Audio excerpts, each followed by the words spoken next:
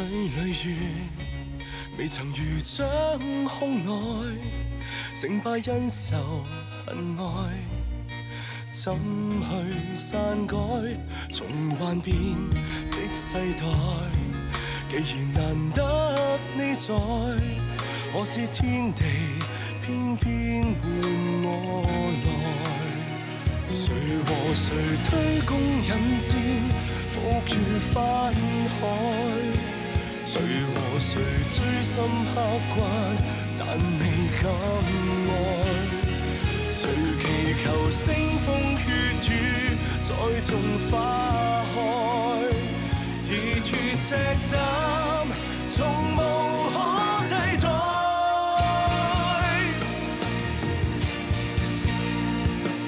橫越長空與深海，用時歸去有來，漸慢從一剎張開。以後必更精彩，歲月塵灰現於腮，故事總有你在。記住，如果要分開，再回來。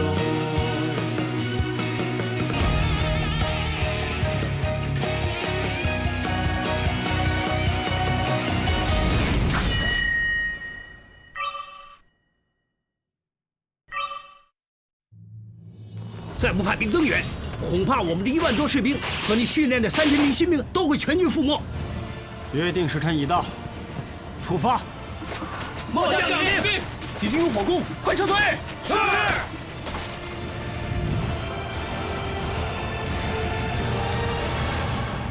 赢了，曹军败走，我军大胜啊！太好了！哈哈哈哈哈！为何会赢呢？我们打胜仗了！真的，我们打赢了，真开心啊！太好了，太好了！打赢了，军师打胜仗了。当真？司马谋士，司马谋士，司马谋士，打胜仗了，是吧？还是大获全胜啊？哎，有没有听到声音？我喉咙太干了，要喝点水润润喉才行。哎，你可以走了，没你的事啊，谢谢啊，谢谢啊，走吧，走吧，走吧，走吧。大哥，我查到了，诸葛亮博望坡出用兵，结果大获全胜。打完才说，不如不说。还有啊，曹博士说你时空穿梭回到3国，可能会产生蝴蝶效应，有机会改变历史，叫你小心点儿。什么蝴蝶效应啊？历史能改变吗？诸葛亮还不是大获全胜？哎，偶像就是偶像。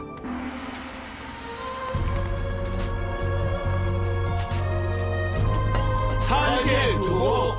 军师，主公，你不必在这等我们。当然要，你们在战场出生入死，就像要我站一夜等一夜也应该呀。赵将军，主公，三弟，大哥，二弟，大哥，石谋士，主公，孙副将，主公，我有很多话想跟大家说，但是我不知道怎么说。总之看见大家安然无恙，我真高兴。大哥，主公，你最关心的是部下的安危，能够成为你的部下，是我们的福气。有这么好的部下，有福气的是我。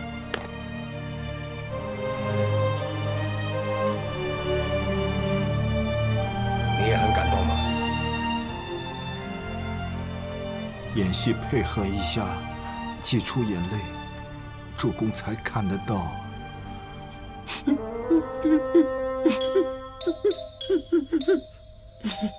我军伤亡并不严重，初步点算，大约为1/10。相反，曹军死伤超过半数，而且有500多名曹军向我军投降。此消彼长，若是能够吸纳这批降兵，便可加强我军的实力。孔明会适当处理。1万多人的兵力，居然能够战胜曹操10多万大军，全凭军师部署得宜。大哥，当时你不在战场，你在场一定会鼓掌叫好。军师真是用兵如神啊！是吗？怎么个神法？军师最厉害之处，就是隐瞒了我们自己人。我们以为军师用错策略，集中兵力在城西，而暴露了缺口，令夏侯惇有机可乘。领军突袭博望坡。他正是要夏侯惇中计。夏侯惇大军到了博望坡，处于狭窄的地势，我们居高临下用火攻，杀他们一个措手不及。他们互相践踏，结果我军将曹军一举歼灭。当初我们个个都以为军师不会打仗，原来军师的杀手锏如此巧妙。三弟，你和以前真的很不一样，服了军师啊，简直服得五体投地啊！军师，当初我对你恶言相向，真是十分抱歉。张将军快人快语，是真豪杰，孔明一直很欣赏。军师，你夸我，哎呀，夸得我脸都红了。接着比关二哥还红啊！是吗？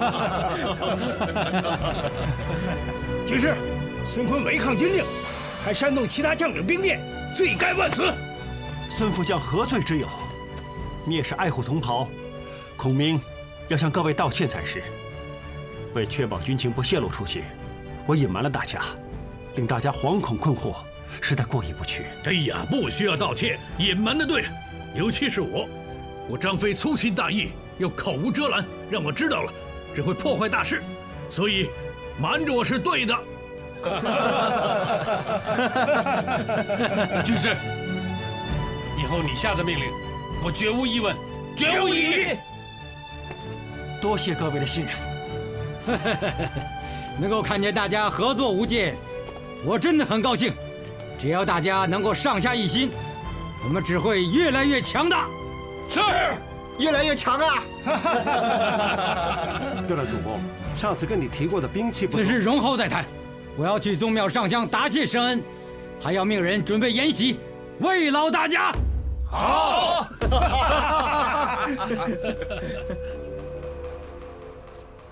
军师，你回来就好了，你快进去看看小姐。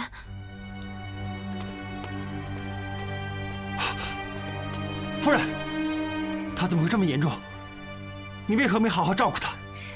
其实小姐在你去博望城之前已经病了，但是她还为你连夜译写兵书，结果操劳过度，还染了风寒。她不让我告诉你，骗你去贺寿，其实是去了客栈暂住，为的就是不让你担心她而分心。结果舟车劳顿，病情越来越严重。夫人，你为何要这么做？找了医公没有？医公来看过她几次，小姐服了药之后，有时候清醒，有时候更差，我真不知道该怎么办。军师，王长史，为何调走平时帮我打扫东乡那几个家丁？哦，这是主公的意思。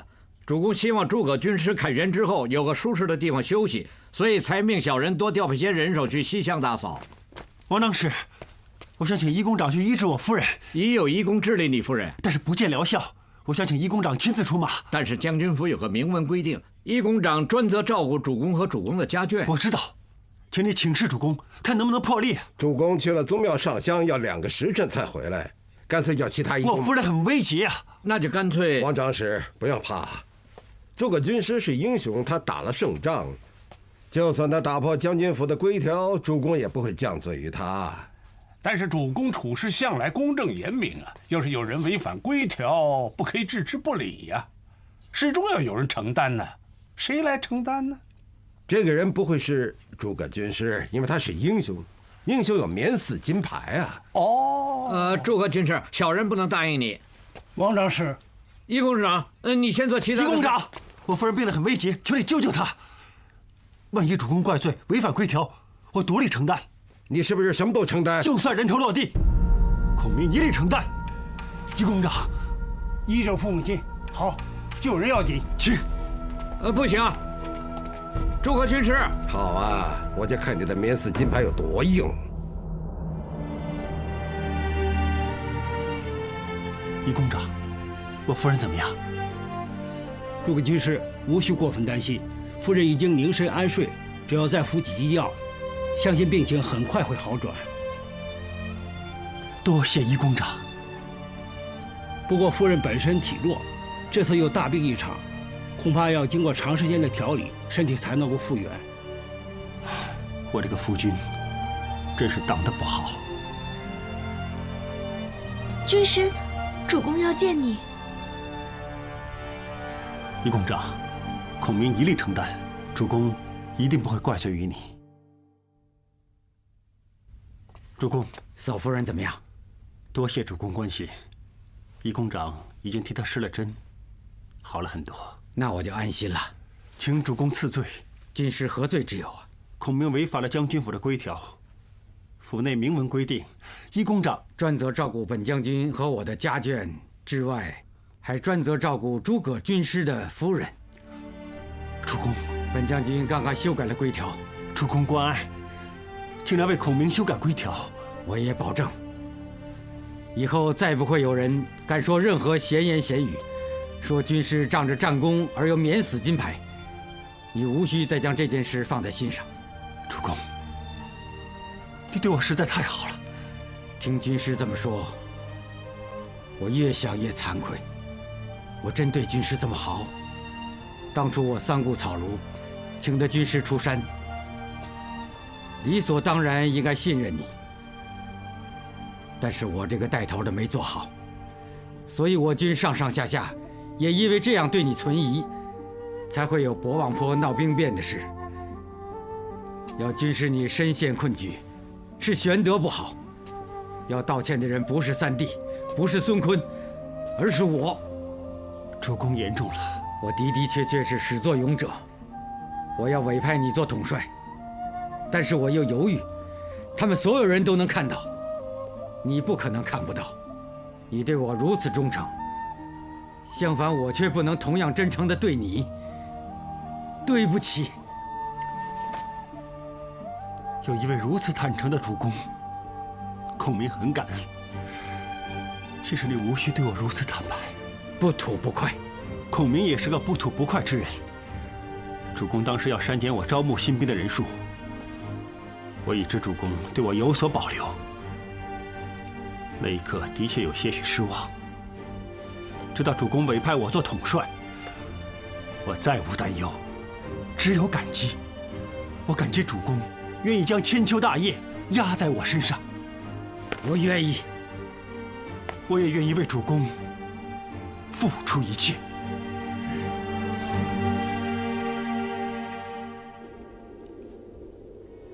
末将大意，没想到诸葛亮会用火攻偷袭，以致大败于刘军之手，请丞相治罪。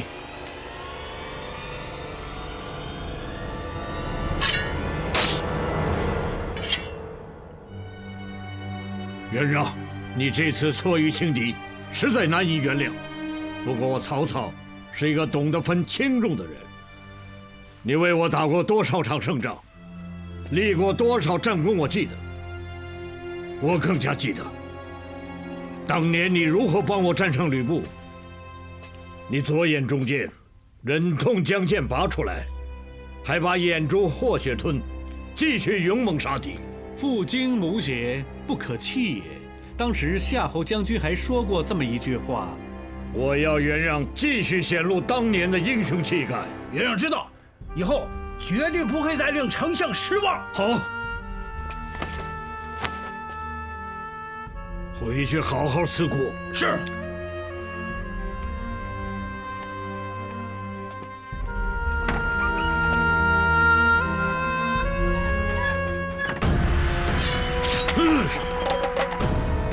丞相无需动怒，其实丞相已经处理得相当恰当。窝囊将军，死不足惜。夏侯惇家族在军中举足轻重，赐他一死会影响军心，这点丞相一早就已考虑到，是吧？丞相仁慈，仁慈在军中就不能树立军威。我对待夏侯惇如此宽厚，其他人会不服，不会怕。就罚夏侯惇1年2饷，以示惩罚。好，不过军威也要立。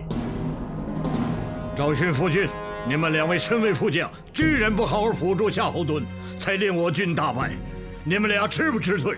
丞相，我们已经尽力劝谏夏侯将军了。我们已经提醒过他，博望坡地势险峻，要提防伏兵，但他没有接纳我们的劝谏。那就更是罪下一等。你们说劝谏过他多少次？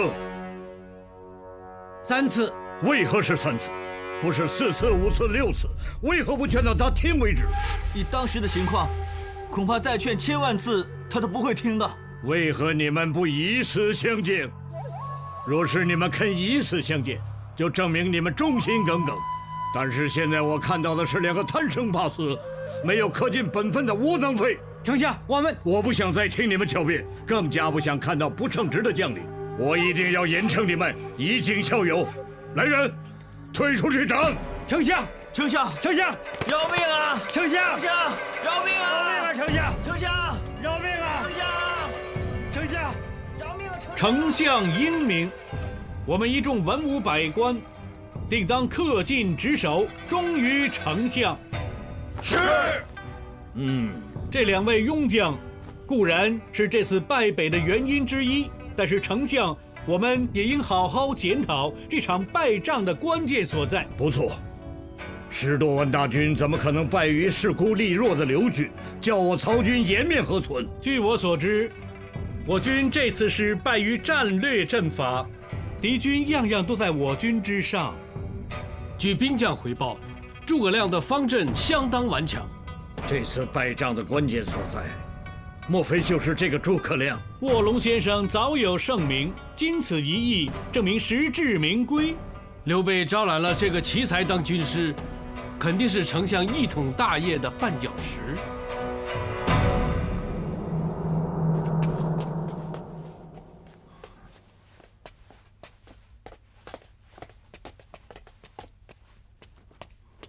哎，孙副将。哎，云谢，你有事找我？整个军营都没看见范根，会不会在义工处那养伤呢？受了伤？哎，麻烦你帮我查查好吗？好。哎，伤兵名册没有他的名字啊，难道成了逃兵？不会，他是那种立志保家卫国、坚持上阵杀敌的人，可能已经为国捐躯了。哪有人像你这么二啊？做守门卒，站就行了。这么好都不做，就是要去打仗。你现在战死了，笨蛋！我也是笨蛋，我应该拉着你这个笨蛋。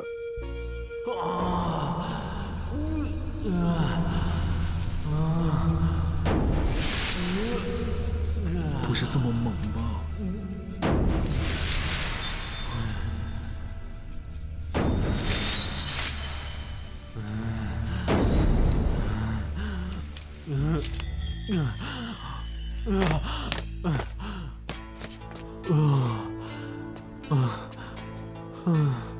你没死啊，云勋大哥！哎呀，好了，你真的回来了，你没死，好了，好了。他怎么样？他受了重伤。你从博望坡把他背回来的？是啊，大队撤退的时候，我在山边看他没死，就背着他走，之后就跟不上大队，所以这么晚才回来。你背他走了几10里路啊！难怪你的样子和声音都这样了，你吓死我了！对不起啊，吓着你。哎，我的声音你很熟的，你怎么会怕啊？我以为你已经死了吗？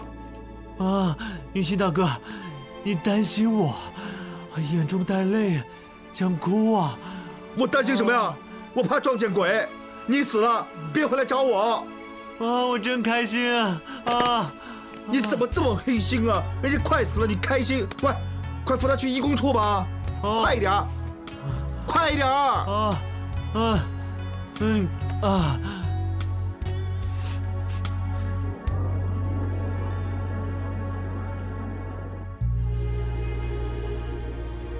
夫君，你不用照顾我，喝药我习惯的。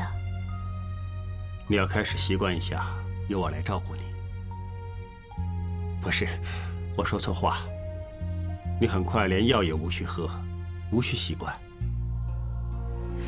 你每天都帮我煎药，堂堂一个军师啊，我怕你会成为别人的笑柄。自己的夫人，身为夫君的都不管，那真是别人的笑柄。对不起，当日我只是不想令你分心牵挂，因为我知道，第一次领军对你来说很重要。你对我同样很重要。我回来才知道你病得很严重，你知不知道我心里有多难过？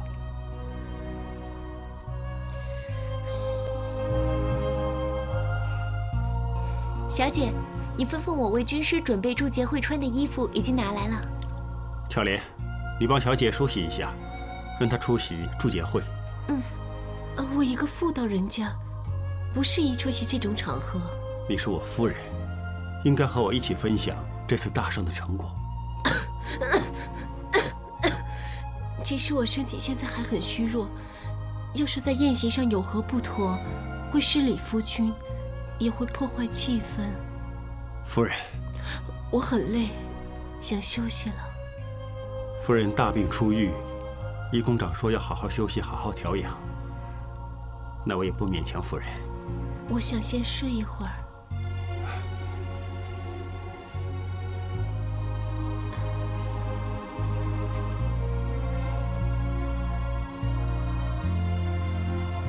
巧莲，你好好照顾夫人，衣服我待会儿再换。好。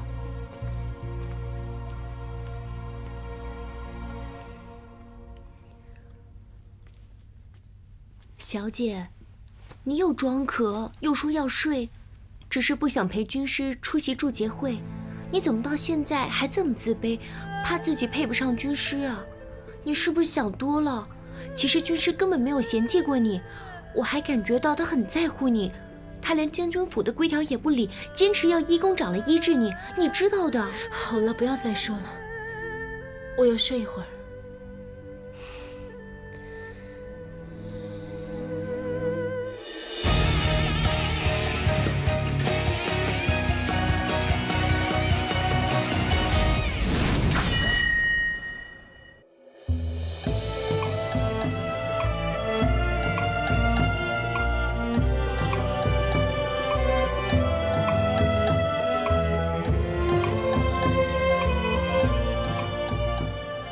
各位弟兄，干杯！干杯！大哥，你看大家多高兴，值得高兴。这么久以来，我们没有赢过曹操。各位，预祝我们的胜仗源源不断，一定一定！这次有赖将士用命和背后的百姓支持。大家停一停，听我说，百姓为我们提供粮草。如今曹军大败，大伤元气，我们应该与民休养生息，给我传令下去。新野百姓可免交田税1年。好。这次居功至伟的是诸葛军师，我刘备敬军师一杯。谢主公。我张飞，我关羽，敬军师一杯。我们也敬军师一杯，干！干！多谢各位。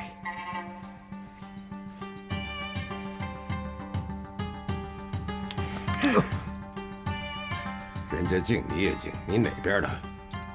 演戏嘛。诸葛亮这下风光了，目中无人。不会啊，原本主公叫他搬回来我们那边，他说不用了，否则的话要把东乡还给他。你还帮他？打翻酒这么浪费啊！哇，你什么眼睛啊？居然看见我打翻酒！我们做婢女的耳朵必须合上，但眼睛要张开。哇，这么深奥，果然行行出状元啊！不跟你说了，我去添酒。啊。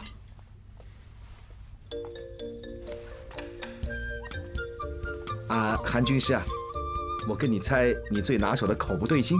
不猜，我现在不是口不对心。是切齿腐心，用得着这么深奥吗？我泛起攻心了。云信啊，玩投壶啊！哎，来，哎，让开！哦，把剑扔到壶里面。哎，3只。第2只。第3只。全活啊！你真厉害啊！那当然了，我是谁啊？香港游戏王，宇宙兵神呢？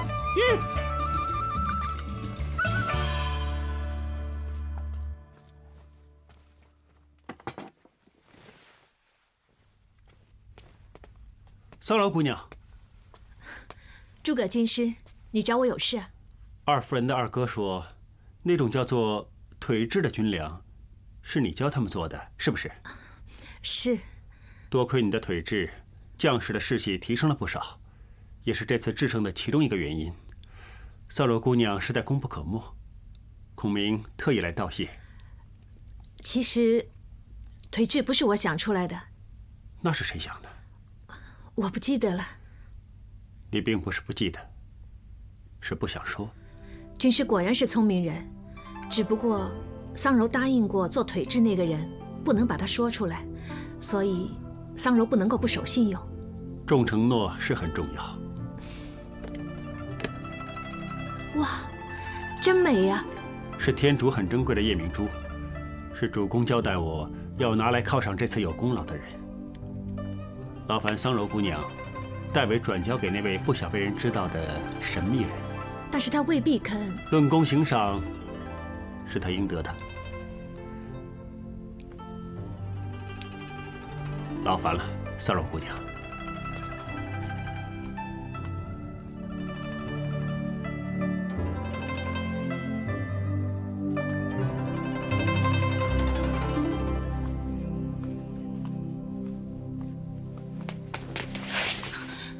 云信大哥，你说，你是不是背叛我了？谁背叛你了？我刚才看见诸葛亮神神秘秘的跟着你，好像他给了你什么。你说，是不是把我供出来了？他刚才问我腿制是谁想出来的，但是我说不记得，我没说。你没说？我半个字都没说。说半个字还是可以嘛。但是云信大哥，你千叮万嘱过我不可以说。我现在没有说，你看起来好像很失望。哎，很复杂的。对着某些人呢不应该说，但是对着另一些人呢就应该说嘛。这样真矛盾。人情世故的事，稍后我开深造班教你吗？啊，刚才军师不是给我东西，他是给有功劳做腿制的神秘人，就是你。哇，很刺眼呢。这颗是很珍贵的天竺夜明珠，你慢慢欣赏。我去厨房添酒。啊！哇，夜明珠珍珠啊，真亮啊，真诸葛亮啊！哇，哇吧，很大，很大吗？好像也不是很大。这还不叫大？其实大不大并不重要，最重要夜明珠是诸葛军师送给你的。算你聪明，只要是诸葛军师送的，就算不值钱，你也这么开心了。没有你开心，刚刚立了战功，升了当什么呀？武长了。了不起了不起。哎，我不会自满，我一定会继续努力。我答应过我爹，要做到将军。做人有上进心呢是对的。男子汉大丈夫，个个都应该有了。那你这是暗示我不是男子汉大丈夫了？不是啊，不是啊，是啊，我是没上进心啊。做人那么辛苦干什么呀？最主要 happy， 开心。对啊，要开心呢，就要学港南18式的超捷径。超捷径，我家乡的乡亲呢最喜欢这招了。谁像你这样打仗的时候不用第一个冲到前面的？你要记住，先冲先死。当人人喊冲啊冲啊，就让别人冲哦。适当的时候趴着装死。不要忘了啊，学会超捷径才活得长久。right 不 right 啊？right 啊。Good boy。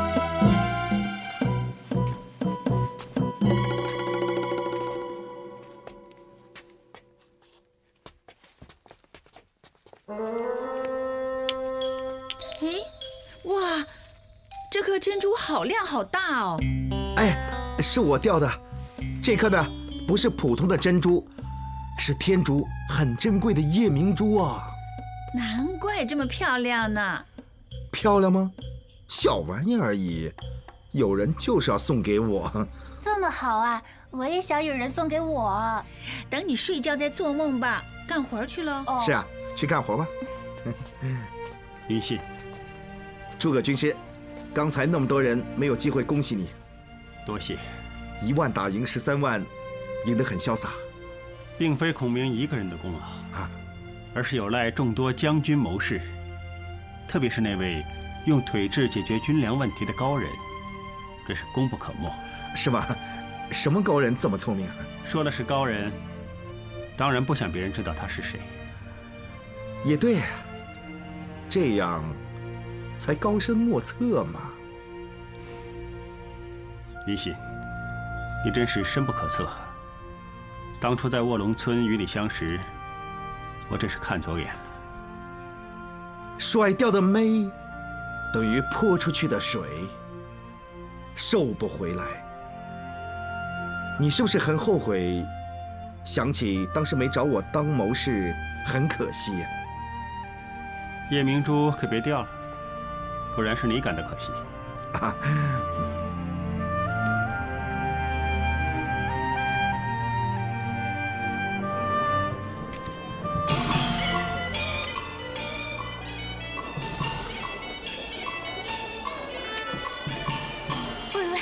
何时轮到我做花轿呢？你想嫁？是啊，你不想吗？女儿家说到底都想嫁个如意郎君啊。对，但是这种事由不得我们做主。今年双春兼闰月，好年啊！好，我希望你今年能嫁得出去。走吧。哎呀，我忘了买鸡蛋了，你先在这儿买东西，我待会儿回来找你。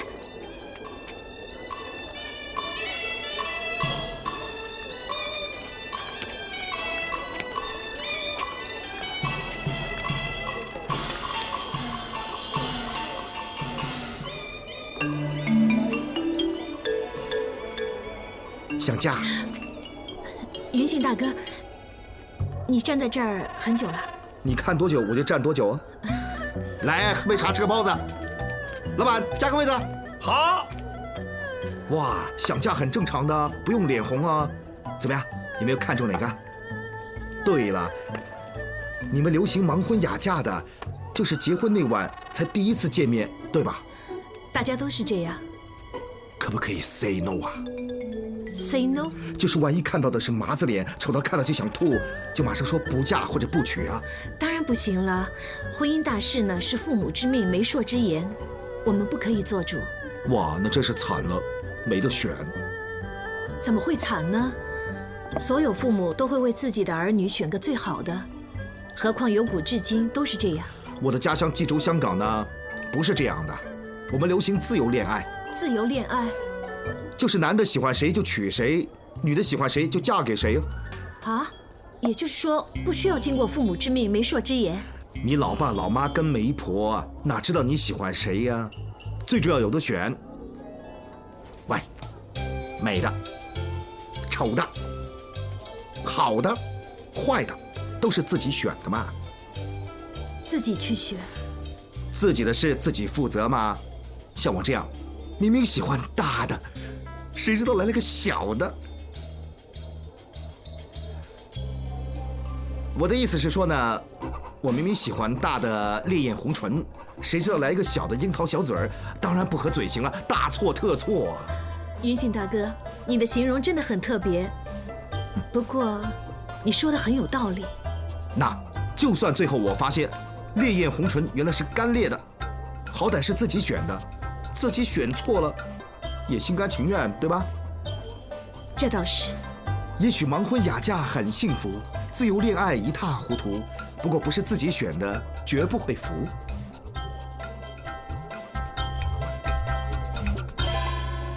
若是真的成事就好了。是啊，是啊，若是成事的话，你一定最开心了。两位夫人聊什么聊得这么高兴？当然是好事啊。夫君啊，你还记不记得谁是客曹尚书的大公子？记得，子谦嘛。饱读诗书，文质彬彬，英俊潇洒，真是一表人才呀。何止啊，还孝顺父母，尊重长辈，简直是一等一的好男子。两位夫人对子谦如此虎视眈眈，想做媒？相公真是聪明。不过呢，虎视眈眈的不是我们，是客曹尚书。他看见我们桑柔品性纯良、勤快乖巧，想为子谦娶桑柔当夫人呢。哦，原来如此。我还以为两位夫人不再争桑柔，干脆把她嫁出去，一拍两散。我们本来啊是很舍不得桑柔，不过看子谦人品很好，家里又是好人家，总不能误了桑柔的幸福啊。我们认为呢，这是一段大好良缘，所以呢，来问问夫君的意见。我当然有意见。我从来没当桑柔是下人，桑柔出嫁相当于我刘备嫁女儿，一定要隆隆重重，做足礼节。吓死我们了，还以为夫君你不答应，我们知道怎么办啦。我们比你还紧张。我们从现在开始要约客曹尚书出来谈谈细节。好好好。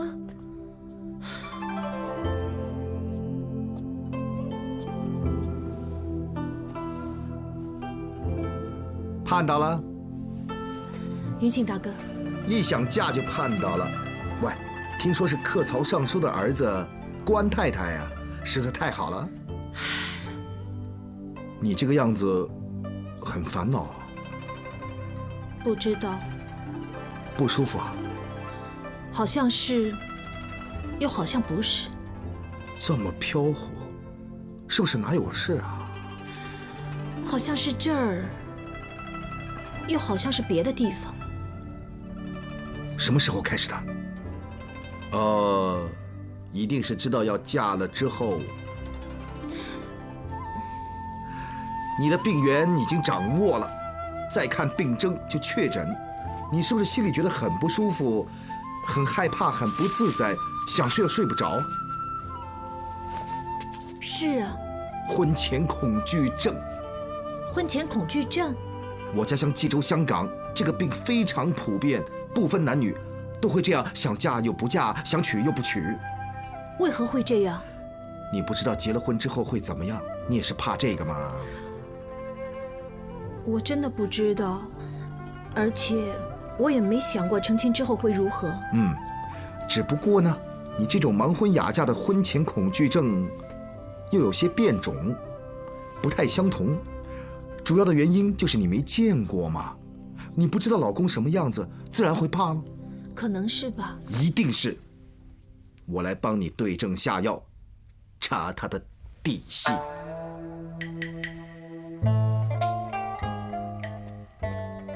司马谋士，杨公子到了。司马谋士，杨公子请。司马仁兄，幸会幸会。高大威猛，帅得不嚣张，谦虚不做作。桑柔，你好福气。司马仁兄，哎，幸会幸会。你就是客曹尚书的公子子谦啊，请坐。我知道司马仁兄今天约子谦来，是想了解我们客曹的概况。没错，客曹吵翻天的时候该如何处理？我们客曹负责处理外国夷狄之事。哦，原来是做外交的。我们还会负责……这么闷的事我不想听。请问司马仁兄想知道什么呢？听说你文采好，出了名。窈窕淑女，君子好逑，什么意思啊？是出自《诗经·关雎篇》。我知道你学问好，我是问你什么意思，你不是这也听不懂吧？明白。窈窕淑女就是说美貌的好女子，君子好逑就是说美貌的好女子是男子的好配偶。说的正经八百的，到底好逑什么意思啊？逑就是配偶，好逑就是好的配偶。错，逑就是波。好逑就是我们踢蹴鞠的时候，一脚踢进龙门，大家说好不？这就是好逑了。子谦根本没有听过这个说法，所以我不太明白，能不能麻烦司马仁兄解释一下？你也说麻烦了，当然不解释了，让你一直当傻瓜。傻瓜都很笨的，当一辈子笨蛋，明不明白？明白。啊，原来抬起头跟人说话很累啊。子谦真是抱歉。你这也不生气？司马仁兄赐教，我怎么会生气呢？哦，真是绵羊也没有你脾气好。桑柔，你真是好福气。哎，我觉得无聊，带你去怡红院散散心吧。啊，子谦不好烟花之地。哦，原来低着头跟人家说话也挺累的。啊，子谦抱歉。哎，说的喉咙干了，我们去喝酒，我请客。子谦也不好杯中物。啊，这个你不能再推了。我带你去赌坊玩2把，我出钱请你玩。你别说连赌都不好啊。子谦从来没有赌过，所以不懂，谈不上好不好。嫖赌酒你都不好？实在抱歉，不能奉陪。嫖赌酒都不沾，绝种好男人，去哪找？桑柔，你千万个幸福，我千万个祝福。桑柔，好啊，超好啊，超好。你未来老公啊，我见过他，很帅啊，不输给我，好脾气，可以媲美绵羊。还有啊，不嫖不赌不喝酒，可以媲美啊，不是，根本胜过所有好男人。这么好？好到不是人，我家乡根本不会有，有也被人笑我。只不过呢，你嫁给他就对了，快答应吧，嫁给他，嫁吧。真的要嫁？当然了，好男人很抢手的。喂，告诉2位夫人，快一点，连夜嫁出去。不用考虑，我说值得嫁就值得嫁，嫁吧。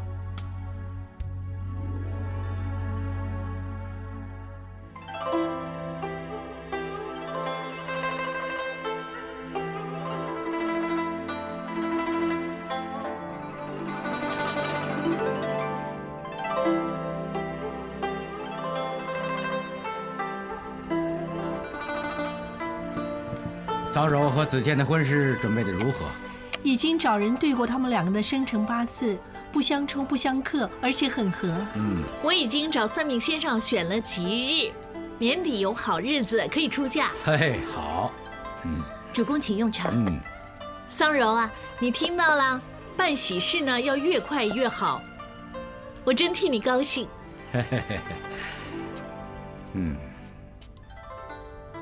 桑柔，你没事吧？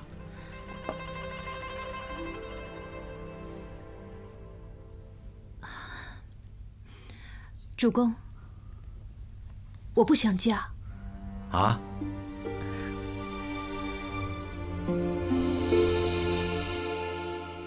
谁和谁推弓引箭，伏于翻海？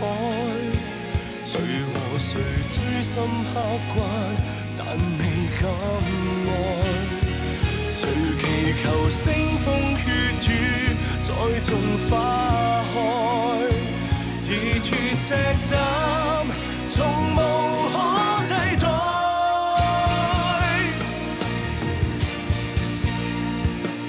橫越長空與深海，任是歸去有來，漸慢從一剎張開，以後必更精彩。歲月塵灰現於腮，故事總有你在。記住，如果要